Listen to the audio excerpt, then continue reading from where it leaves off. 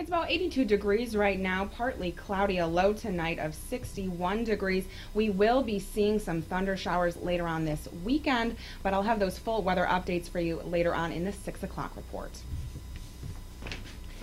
The price Olympians pay to bring home the gold doesn't just take a toll on their bodies. Two U.S. athletes say it's also pinching their pockets. Lisa Sylvester reports. Come on, Reese. They train for months, and it comes down to a few seconds. The blood, sweat, and money all on the line. Adam Nelson is a three-time Olympian. His longtime training partner is Reese Hoffa. We're working class athletes. We're working class people. Sometimes behind the pomp and pageantry of the Olympics are world-class athletes living in poverty. These two men both are married. Nelson also has two children. They both struggle to pay the bills, even as they strive to continue training. It becomes a true labor of love, and as someone once said, it's a vow of poverty to pursue an Olympic Games. For athletes who are household names, the lucrative contracts come rolling in, but they are in the upper tier. Most Olympians work part-time jobs and hustle for sports contracts. A survey by the U.S. Track and Field Athletic Association found that of the top 10 U.S. ranking athletes in their events, about half of them made less than $15,000 annually from the sport. Nelson, even after he won a silver medal in the 2004 Olympics, was dropped by his athletic company sponsor. So he came up with a novel way to raise money. I jokingly said, why don't I sell myself on eBay? And my agent, and who's also a good friend of mine, and I were talking about it. He said, let's do it. So we set up the page and we started pushing it out. We ended up closing on a deal for $12,000 for a 1-month sponsorship with a company named Metavox RX. And while $12,000 doesn't sound like a whole lot, it was enough to cover my first those first 6 months worth of expenses. Unlike athletes in most other countries, American athletes don't get financial aid from the government.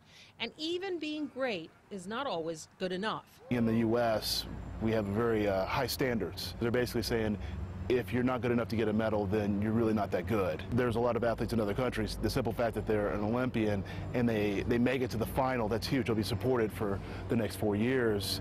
And for me, for the next 4 years, it was a struggle. Like, I had to fight every single year to kind of validate, like, hey, listen, I'm still good. You know, you can still hold on to me.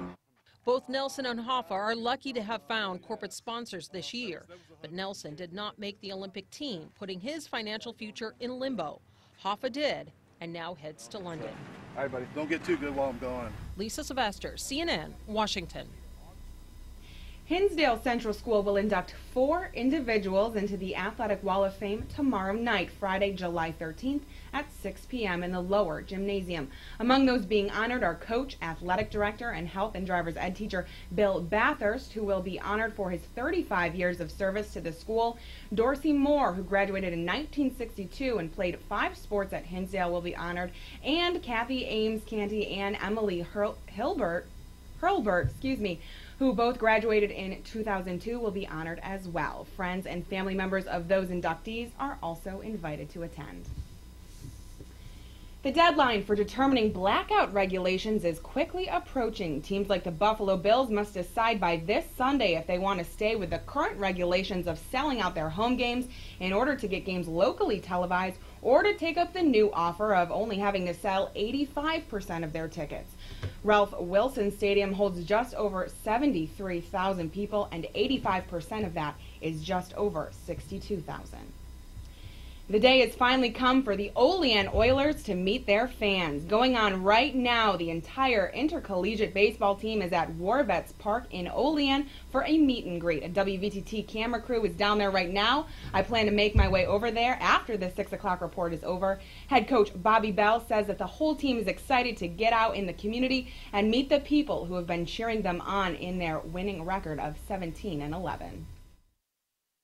The guys see everyone that's always at our games, so they're pretty excited to get down and relax, have a little fun with everyone and anyone that comes down to support our games and support us as a team in general. So we'll have all the guys down there hanging out. They're all coming home. Some of the guys went home for the 3-day All-Star break there, but all the guys will be in town and down there helping out and being around, hanging out. 57 Bonnies were named to the Commissioner's Honor Roll Wednesday as the Atlantic 10 Conference set a record with over 1,300 student athletes earning Commissioner's Honor Roll distinction for the spring 2012 semester. For more of the 6 o'clock report, stay tuned. Keep it here, Twin Tiers.